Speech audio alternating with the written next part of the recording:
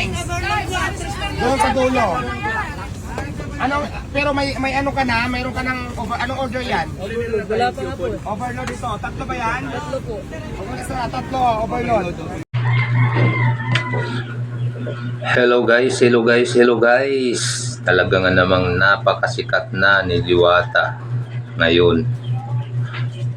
Kikita natin sa video niyang ito na abala si Diwata sa kanyang pagsiserve ng mga pagkain para sa mga customers niya.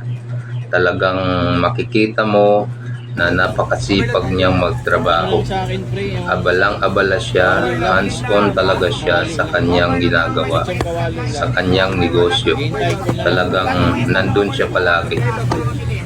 At sa pagninegosyo, talagang normal yung meron talagang hindi naman lahat natin mapapasaya o magugustuhan kung ano yung mga produkto natin, no?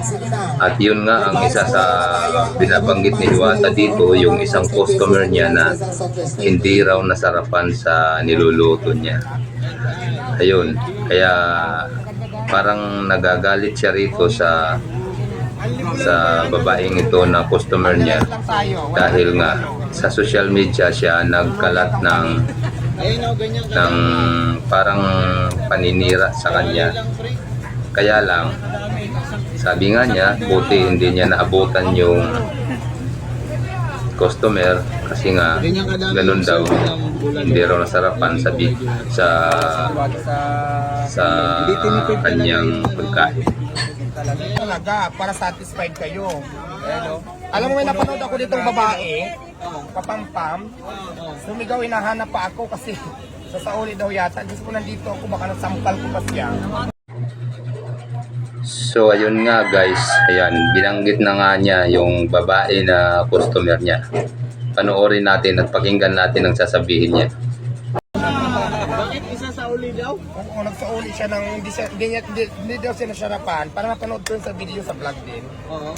Tapos hinahanap ako, napanood ko lang sa video Salamat kayo, hindi tayo nagkita, nasampal sana kita. Ba't mo ko hinahanap? Hindi mo sinabi na malapit dito yung 5-star hotel, doon ka kumain. Buti ka kamo, wala ako. Sabi ng gano'n, saan si Diwata, hindi ako nasarapan. Akala ko ba Diwata, buto-buto, bakit puro laman? Buto-buto lang ang tawag ko, pero puro laman talaga siya, guys. Actually, mas lamang yung laman kaysa sa buto. Dahil para naman maging satisfied ang ating mga customer. Yun, malinaw mga kabay. Talaga, akala ko malinaw pero malaman talaga. Madam Diwata.